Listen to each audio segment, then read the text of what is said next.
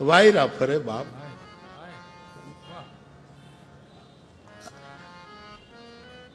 આ બુદ્ધ પુરુષના આશ્રિતોનો અનુભવ હોય છે. ગુરુની એક આધ્યાત્મિક મહેક હોય છે, સ્પિરિચ્યુઅલ સ્મેલ હોય છે. એ કોઈ ઇત્ર પરફ્યુમની સ્મેલ નથી હોતી, એ કોઈ ભજનની ગંધ હોય છે, એક સુગંધ હોય.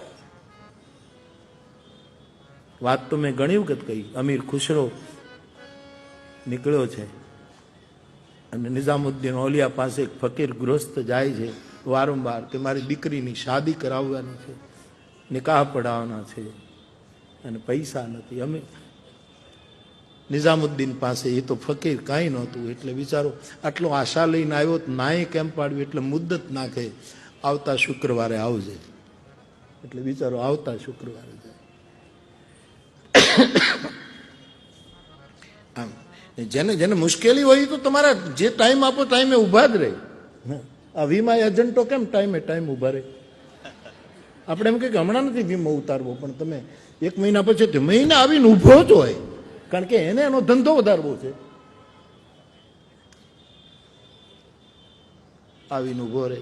નિઝામ પાસે કાંઈ ન હોય, અકિંચન ફકીર સંકોચ પામે. અરે બિચારો આવે છે એનું કંઈ નથી આપી શકતું. ફળ કે રह गया, चिंतन में रह गया, ऐसा करो अगले शुक्रवार को आना. પેલો મુદ્દત આપે, આવીને ઉભો રહે. 4-5 શુક્રવાર આવ્યો, પણ કાંઈ નિઝામ પાસે હતું નહીં. શું આપે? પછી એમ થયું કે હવે કેમ પાછો કાઢવો, અને કહે છે પોતાની પાદુકા, પુરાની જુત્તિયાં જો હતી એ નિઝામુદ્દીને આપી દીધી, લઈ જાઓ, શાદી હો જાયગી. બિચારાએ તો માથે લગાડી, પણ થયું કે કઈ આ નિઝામુદ્દીને પોતાના જુત્તી આપી, પાદુકા આપી. એની કઈ દીકરી થોડી પડે, ઠીક છે, મારા નસીબ, પાકો ભરોસો નહીં.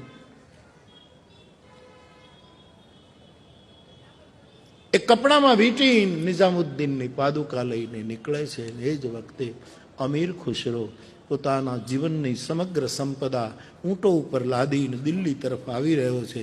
આમ લગભગ 500 મીટર કે પેલો માણસ પોતાને ઘેર જઈ રહ્યો છે.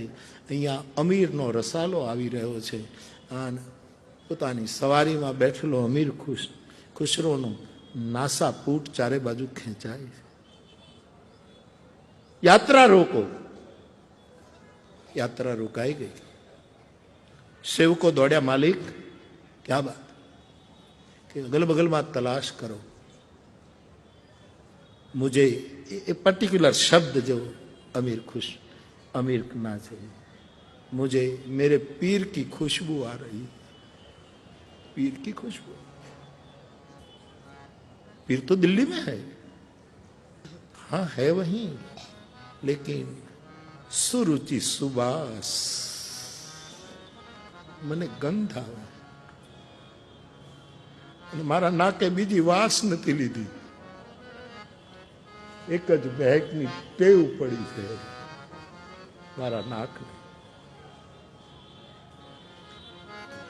અમીર એટલે કેટલી વિધામાં સમૃદ્ધ, સંગીતમાં. અરે એ માણસની વિદ્યા, શાયરીમાં, કવિતા, બહુ જ માણસ હતો. એના ઇતિહાસમાં આપણે નથી જવું. તલાશ કી જાય. સેવકો દોડ્યા છે ચારે બાજુ. એમાં દૂર એક ગરીબ માણસ ફાટેલા કપડા અને એક વસ્ત્રમાં કંઈક લપેટીને બગલમાં લઈને જાય છે. હુકમ કર્યો, એ ઉભો રહે. હા, તમારી પાસે શું છે? નજીક ગયા એટલે કે કંઈ નથી, તમારે મને લૂંટવું હોય તો લૂંટી લો, મારી પાસે કાંઈ નથી, ગરીબ છું. તો કે બગલ મેં ક્યાં દબાયા? બોલે પીરની પાદુકા છે. એને પકડીને અમીરની પાસે લાવે છે.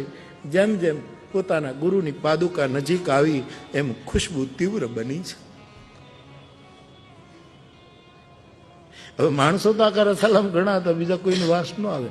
આના માટે એક જુદું જ નાક જોઈએ છે, અને એ નાક ન આવે ગુરુ ભક્તિમાં તો બહેતર છે નાક કપાઈ જાય.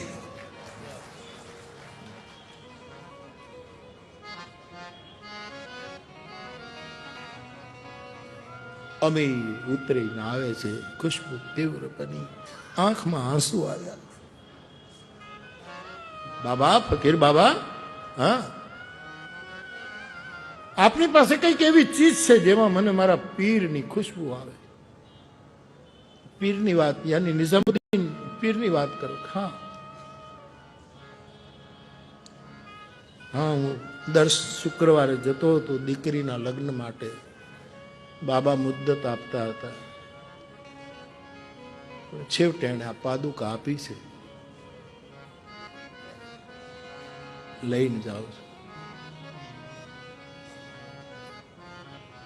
ફકીર, હા, મને આ પાદુકા આપી દે તો જિંદગી ભરની કમાણી જે પોઠું ઉપર છે એ તને આપી નીકળ્યું.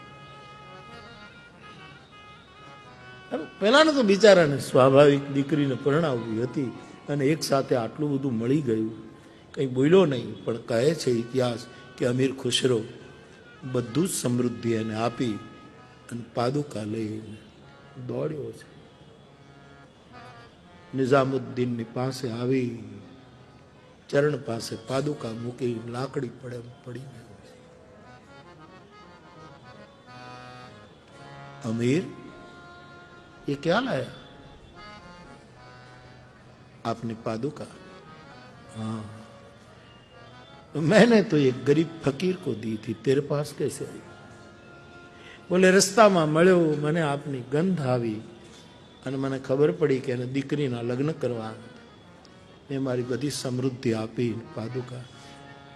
निजामुद्दीन એટલું જ બોલ્યા कि तूने बहुत सस्ते में खरीद कर ली, बहुत सस्ते.